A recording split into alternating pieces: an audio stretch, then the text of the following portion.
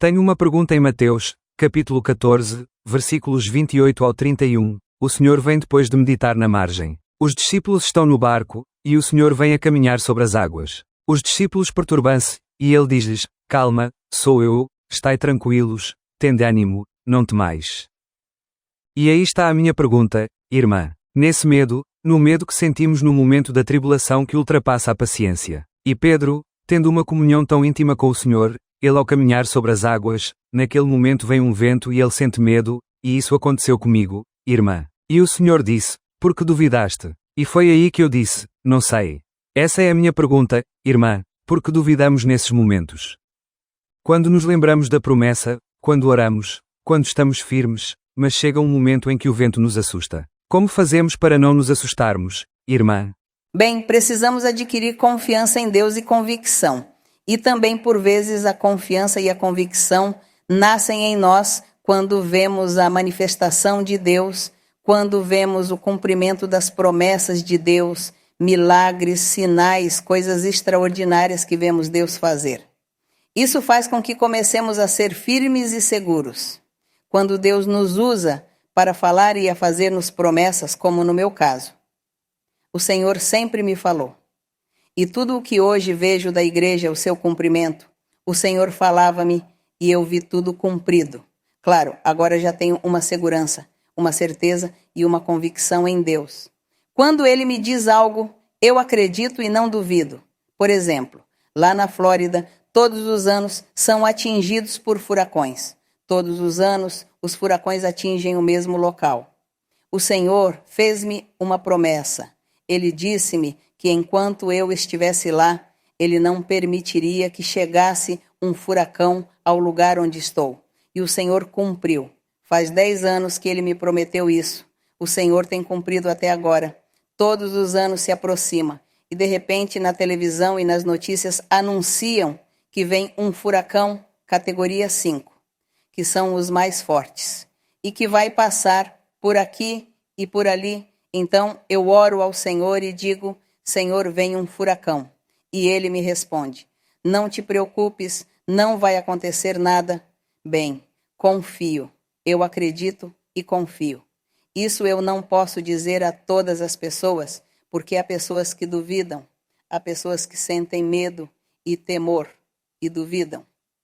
Vê? Por quê? Porque duvidam, porque eles não viveram a experiência que eu vivi com Deus. É por isso. E eu considero essas pessoas, não as julgo. Considero que, como elas não viveram a experiência com Deus assim, então por isso elas têm um pouco de temor e medo. Por isso eu prefiro não lhes dizer nada. Mas eles veem que eu não me preocupo com nada. E assim é, Deus guarda-nos, protege-nos. Agora vieram uns furacões e passaram por algumas igrejas. As igrejas de Tampa, a de Sarasota, Cape Coral, Margate. Então, há igrejas nesses lugares e por aí passou o furacão. Então eu orava porque não ia passar por onde eu estava, mas sim por lá. Eu disse ao Senhor: o furacão vai por Sarasota, por Tampa. E aí está a igreja do Senhor em Tampa, em Sarasota, em Cape Coral e na outra igreja. Eu disse: Senhor, aí estão também os teus filhos. O Senhor me disse: a eles não vai acontecer nada, mas eu tenho que castigar as pessoas. Eu tenho que castigar as pessoas, mas aos meus filhos não vai acontecer nada. Assim aconteceu. Graças ao Senhor, passou esse furacão e destruiu muitas coisas, porque houve muita destruição. Mas os irmãos da igreja ficaram ilesos. A eles não se perdeu nada dos seus bens materiais, nada.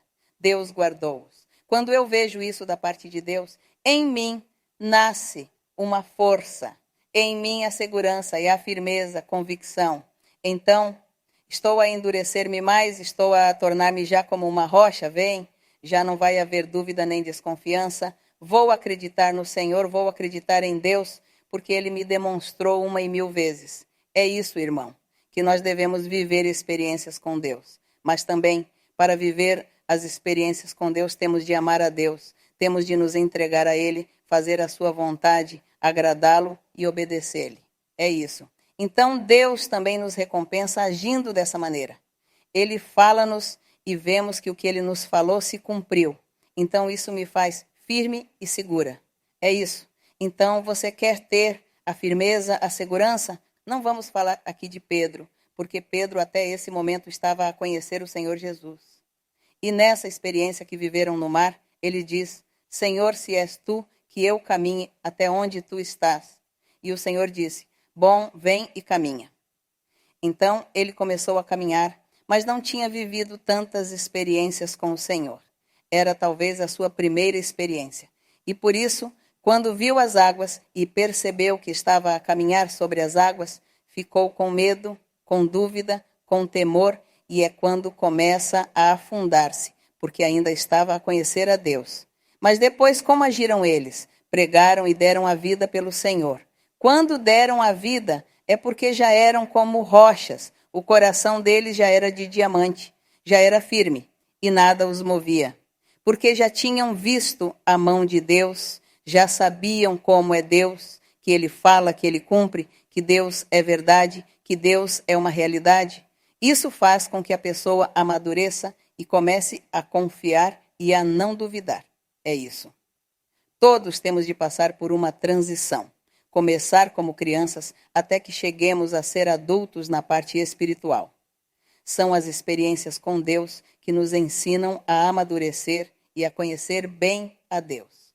E quando a pessoa já conhece a Deus, já não tem medo, nem temor, nem angústia, nem tem razão para chorar por isto ou por aquilo. Nunca tem motivo para chorar. Porque aquele que chora de susto porque foi ameaçado, então está a desconfiar de Deus. Não, eu não vou fazer isso. Confio em Deus. Ele diz-me: não temas, que eu vou ajudar-te. Obrigado, Senhor. Ele já o disse e pronto. Assim é.